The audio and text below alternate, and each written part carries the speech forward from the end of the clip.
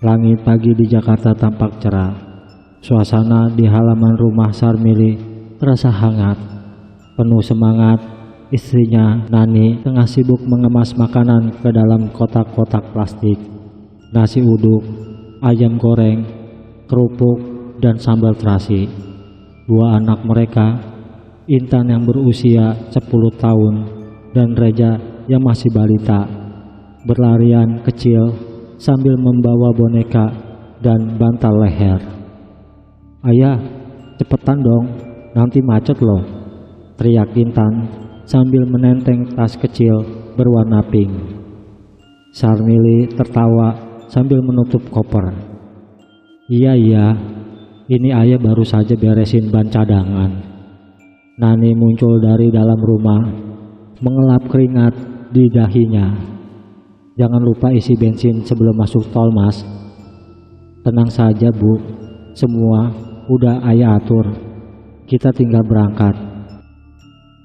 Mereka bersalaman dengan tetangga sebelah rumah. "Hati-hati ya Pak Sarmili," ujar Ibu Erna, tetangga mereka. "Semoga selamat sampai kampung." "Amin, doakan kami ya Bu." Mobil Avanza hitam keluaran tahun 2015 itu perlahan keluar dari garasi, membawa keluarga kecil yang bahagia yang menuju kampung halaman di Kebumen. Suasana jalanan Jakarta pagi itu mulai padat, namun belum macet total. Sarmili menyetel lagu-lagu nostalgia di tap mobilnya. Tawa anak-anak dan suara Nani yang bernyanyi kecil mengisi ruang kabin. 3 jam lagi kita sampai, Nak. Kalian senang mau ketemu Mbah?" tanya Nani sambil menoleh ke belakang. "Seneng banget, Bu," jawab Intan, "mau dikasih ampau sama Mbah." Sarmili tersenyum sambil mempercepat laju mobil setelah keluar dari tol. Mereka kini melaju di jalan jalur selatan Jawa. Dikelilingi hutan dan tanjakan berkelok, hujan rintik mulai turun, membasahi kaca depan mobil. "Mas, hati-hati ya, jalanan licin," ucap Nani sambil menggenggam tangan suaminya. "Iya Bu, ayah waspada kok," jawab Sarmili. Namun takdir berkata lain.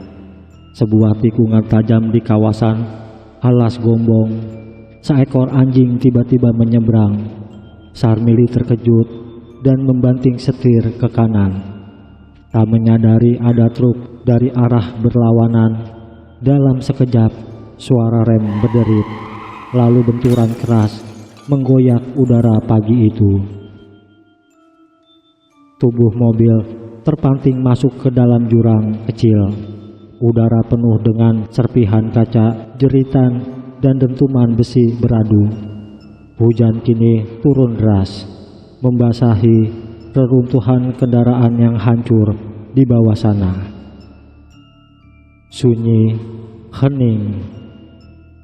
Pukul 2 dini hari di rumah orang tua Sarmili di Kebumen. Suasana tenang. Ayahnya, Pak Karyo, sedang duduk di ruang tengah menonton televisi sambil menunggu anak sulungnya pulang kampung. "Dok, kok belum datang juga ya?" gumamnya sambil melirik jam dinding. Tak lama terdengar suara langkah kaki di halaman. Pintu depan diketuk pelan. Pak Karyo berdiri dan membuka pintu. Di ambang pintu berdiri Sarmili, Nani, Intan dan Reja. "Assalamualaikum Pak," ucap Sarmili dengan nada pelan. Pak Karyo tersenyum lebar. "Waalaikumsalam. Loh, kalian datang juga akhirnya. Masuk. Ibu kalian sudah tidur tadi karena kecapean nunggunya." Keluarga Sarmili masuk rumah, tapi langkahnya mereka pelan dan tatapan mereka kosong. Nani memeluk Pak Karyo dengan erat. "Maaf ya Pak, kami datang malam-malam." "Tidak apa-apa, yang penting kalian selamat sampai rumah." Intan dan Reja duduk di sudut ruangan, memeluk bantal kecil, tapi wajah mereka pucat. Pak Karyo bingung. "Kenapa kalian seperti kedinginan? Mana koper-koper kalian?" "Kami hanya mampir sebentar Pak," ucap Sarmili, suaranya berat. "Loh, mampir? Bukannya ini rumah kalian juga?" Sarmili menunduk. "Kami hanya ingin pamit." Pak Karyo semakin heran. "Apa maksudmu, Lek?" Namun sebelum pertanyaan itu dijawab, satu persatu mereka menghilang seperti kabut yang tertiup angin. Tidak ada jejak, tidak ada suara, hanya hawa dingin yang tersisa di ruang tamu. Pak Karyo gemetar. Ia terjatuh di kursi rotan, matanya melalak, tenggorokannya tercekat.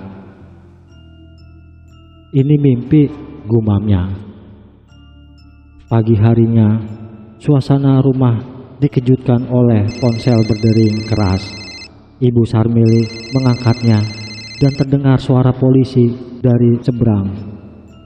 "Maaf Bu, apakah ini keluarga dari Bapak Sarmili?" "Iya betul, ada apa Pak?" "Saya dari Polres Banyumas. Kami menemukan kendaraan atas nama Sarmili yang mengalami kecelakaan tadi malam. Korban 4 orang. Kami mohon pihak keluarga datang ke rumah sakit untuk identifikasi." Tangan Ibu Sarmili gemetar. Telepon jatuh dari genggamannya. Ia menjerit histeris, membuat Pak Karyo tersentak dari lamunannya. Tidak mungkin. Mereka baru saja ke sini tadi malam. Mereka pamit, mereka peluk saya.